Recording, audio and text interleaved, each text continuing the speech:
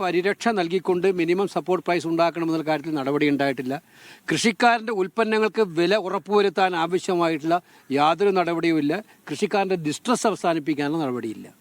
അപ്പോൾ ആകെ മൊത്തം നോക്കിയാൽ നിരാശാജനകമായിട്ടുള്ള ബഡ്ജറ്റാണ്. തൊഴിലില്ലായ്മ പരിഹരിക്കാൻ യാതൊരു പദ്ധതിയും ഇപ്പോഴും പറഞ്ഞിട്ടില്ല.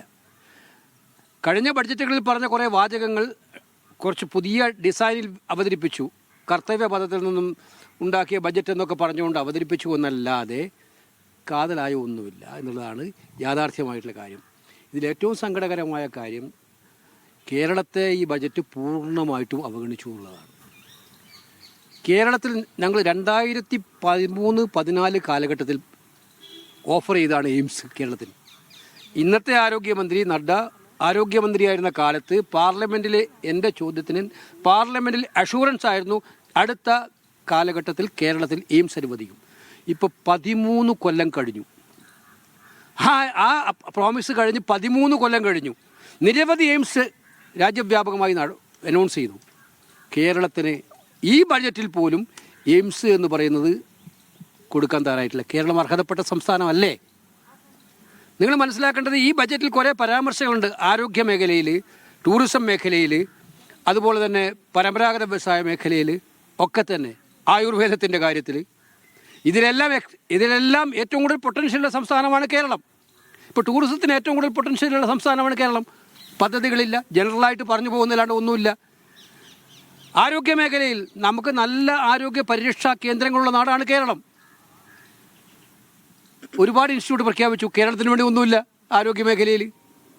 അതുപോലെ തന്നെയാണ് ആയുർവേദത്തിന്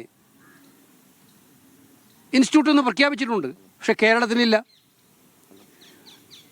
മനസ്സിലാക്കേണ്ടത് കേരളത്തെ സംബന്ധിച്ചിടത്തോളം ഹൈസ്പീഡ് കോറിഡോർ ഈ ശ്രീധരൻ വലിയ പ്രതീക്ഷയാണ് രാജ്യത്തിന് നൽകിയത്. അദ്ദേഹം കേന്ദ്രമന്ത്രിയോട് സംസാരിച്ചു.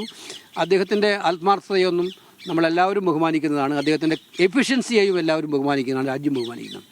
പക്ഷേ ഇന്ത്യയിലെ മറ്റ് 5 കോറിഡോർ അനുവദിച്ചിട്ടും, ഹൈസ്പീഡ് കോറിഡോർ അനുവദിച്ചിട്ടും കേരളത്തിനില്ല. അപ്പോൾ എങ്ങനെയാണ് ഈ സർക്കാർ കേരളത്തെ കാണുന്നുള്ളതിന് വ്യക്തമായിട്ടുള്ള സൂചനയല്ലേ ഇത്? ഈ ബഡ്ജറ്റ് കേരളത്തെ പരിപൂർണമായിട്ടും അവഗണിച്ചു എന്നുള്ളതാണ് വ്യക്തമായിട്ടുള്ള കാര്യം. പിന്നെ ആകെ പ്രഖ്യാപിച്ചിട്ടുള്ള ചില പദ്ധതികളുണ്ട്, അതൊക്കെ ഓൺഗോയിങ് സ്കീമാണ്. നാളികേരത്തിൻ്റെ പദ്ധതികൾ കോക്കനട്ട് റിജന്യൂഷൻ UPA കാലത്ത് തുടങ്ങിയതാണ്, പദ്ധതിയാണ്. അത് എല്ലാ ഗവൺമെൻറ് കാലത്തും കുറച്ച് എക്സ്റ്റൻഷൻ ഉണ്ടാകുന്നല്ലാണ്ട് അത് പ്രത്യേകമായിട്ട് എന്ത് പദ്ധതിയാണ് അവർ ആവിഷ്കരിക്കാൻ പോകുന്നുള്ളതിന് വ്യക്തതയില്ല. അതുപോലെ കശുവടിയുടെ കാര്യത്തിലും കയറിൻ്റെ കാര്യത്തിലും ഒക്കെ തന്നെ കൃത്യമായി എന്ത് പദ്ധതിയാണ് അവർ കൊണ്ടുവരാൻ പോകുന്നുള്ളതില്ല. ധാതുമണലിന് വേണ്ടി പ്രത്യേക കോറിഡോർ പറഞ്ഞിട്ടുണ്ട്. അതിനകത്തും കേരളത്തിന് ആശങ്കകളാണുള്ളത്. കാരണം ഇപ്പം മിനറൽ സെക്ടറിലേക്ക് സർക്കാരിൻ്റെ ഇഷ്ടപ്പെട്ട കോർപ്പറേറ്റുകൾ കടന്നു വന്നിട്ടുണ്ട്. അവർ കമ്പനികൾ രജിസ്റ്റർ ചെയ്തിട്ടുണ്ട്. അപ്പോൾ കേരളത്തിൻ്റെ ഈ അമൂല്യമായ ധാതുസമ്പത്ത് ഖനനം ചെയ്യാനുള്ള അവകാശം പൊതുമേഖലയ്ക്ക് മാത്രമാണ്, കേരളത്തിൻ്റെ രാജ്യത്തിൻ്റെ. അതും ഇപ്പോൾ കേരള ഗവൺമെൻറ് ഒരു ബഡ്ജറ്റിലും കഴിഞ്ഞു മിഞ്ഞാന്ന് ഒരു കോറിഡോർ വിഴിഞ്ഞത്ത് നിന്ന് കൊല്ലത്തേക്ക് വരും. 42,000 കോടി രൂപയുടെ നിക്ഷേപം ഉണ്ടാകുന്നു. അതിൻ്റെ അർത്ഥം നിക്ഷേപം എന്ന് പറഞ്ഞാൽ പ്രൈവറ്റ് ഇൻവെസ്റ്റ്മെൻറ്റാണ്. ഇപ്പോൾ ധാതുമണൽ ഖനനം സ്വകാര്യ മേഖലയിലേക്കും കൂടെ വ്യാപിക്കപ്പെടുമോ എന്നുള്ള ആശങ്കക്ക് പരിഹാരം കാണേണ്ടതായിട്ടുണ്ട്. അത് ക്ലാരിറ്റി വരുത്തേണ്ടതായിട്ടുണ്ട്.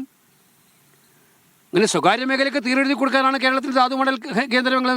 അത് കേരളത്തിന് ഗുണകരമാവുമോ? അതിനകത്ത് കൃത്യമായ ക്ലാരിറ്റി വേണം, എന്താണ് ആ പദ്ധതി കൊണ്ട് ഉദ്ദേശിക്കുന്നത്. അല്ലാതെ വേറെ കാര്യമായിട്ടൊന്നുമില്ല ഈ മേഖലയ്ക്ക്.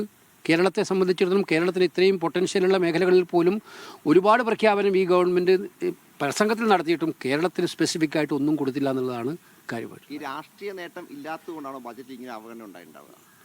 അല്ല, കേരളത്തിലെ ജനങ്ങളോട് അവർ പറഞ്ഞുകൊണ്ടിരിക്കുന്നത് എന്താണ്?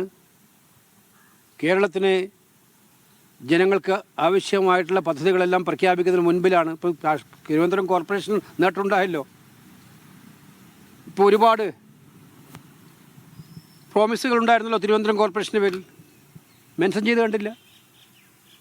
രാഷ്ട്രീയ നേട്ടത്തിന് കേരളത്തോട് ഈ സർക്കാരിന് ശത്രുതാ മനോഭാവം തന്നെയാണ് ആദ്യം മുതൽ ഇങ്ങോട്ട് എടുത്ത് നോക്കിയാൽ. കേരളത്തോട് ഇപ്പോഴും കേന്ദ്രത്തിന് ശത്രുതാ മനോഭാവമാണ്. അത് ബജറ്റിൽ പ്രതിഫലിക്കുകയായിരുന്നു. യാതൊരു പ്രഖ്യാപനങ്ങളും കേരളത്തിനായില്ല എന്നതാണ് വസ്തുത എന്ന് പ്രതികരിക്കുകയാണ് KC വേണുഗോപാൽ MP.